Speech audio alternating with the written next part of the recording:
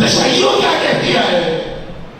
تشیع کا کہنا یہ ہے کہ یہ جو حکومت ہے، حکومت کون سی حکومت؟ حکومت اسلامی، یہ سیاست نہیں ہے.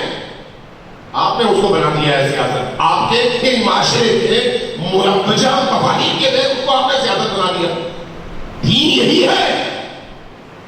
دین کیا ہے؟ صرف کیا مسجد میں نماز پڑھنا،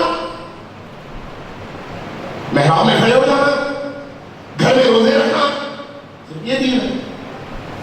یہ ہماری دین فہمی کے نقص کا نتیجہ ہے کہ ہم نے کچھ انفرادی اعمال کو دین سمجھ لیا، اور جو ان انفرادی اعمال کا اجتماعی اثر سامنے آتا ہے اس کو معاشرے کے کرپٹ ترین، بد کردار ترین، ظالم ترین اور درندہ ترین لوگوں کے سپرد کر کے کہہ دیا کہ وہ سیاست ہے اور یہ دین ہے.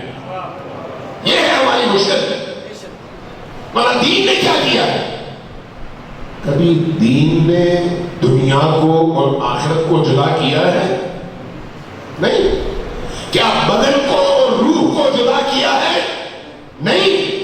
اس لیے کہ بدن کی ترقی میں روح کا کردار ہے، روح کی ترقی میں بدن کا کردار ہے. دونوں ایک دوسرے کے ساتھ جڑے ہوئے ہیں. اسی طرح سے انسان اگر چاہے اپنی آخرت بنائے تو دنیا کے ذریعے سے بنا سکتا ہے، اور اگر چاہے دنیا بنائے آخرت کو مد نظر رکھ کر ہی بنا سکتا ہے، ورنہ وہ خسرت دنیا بھی ہے اور خسرت آخرہ بھی ہے.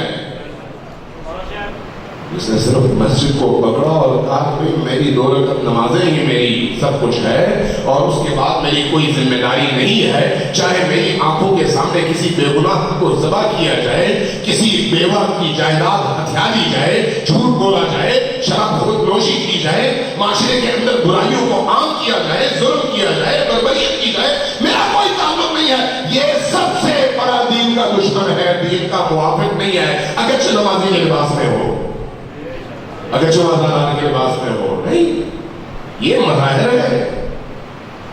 اس کا اثر کہاں پر سامنے آتا ہے؟ جہاں پر انسان معاشرتی زندگی گزارتا ہے اور وہاں پر جو ظلم ہے اس ظلم کے خلاف کھڑا ہوتا ہے، اس ظلم کو ختم کرنے کی کوشش کرتا ہے، عدل کے نفاذ کی کوشش کرتا ہے، انصاف فراہم کرنے کی کوشش کرتا ہے. عدل اور انصاف کی فراہمی کا بہترین ذریعہ کیا ہے؟ وہ حکومت ہے، وہ ریاست ہے. نبی کریم صلی اللہ علیہ وآلہ وسلم نے جب سلوات بھیجیے تو محمد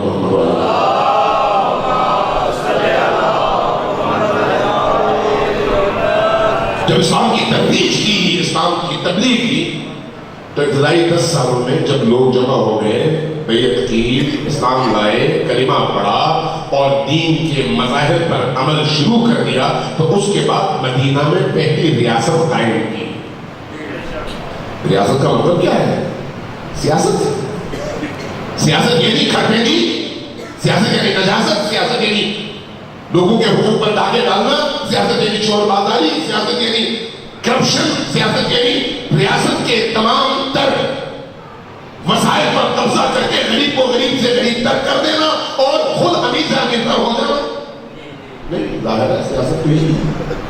اگر اسلام کے نقطۂ نظر سے دیکھا جائے تو علی دنیا کے سب سے بڑے سیاستدان تھے اسلام کے نقطۂ نظر سے.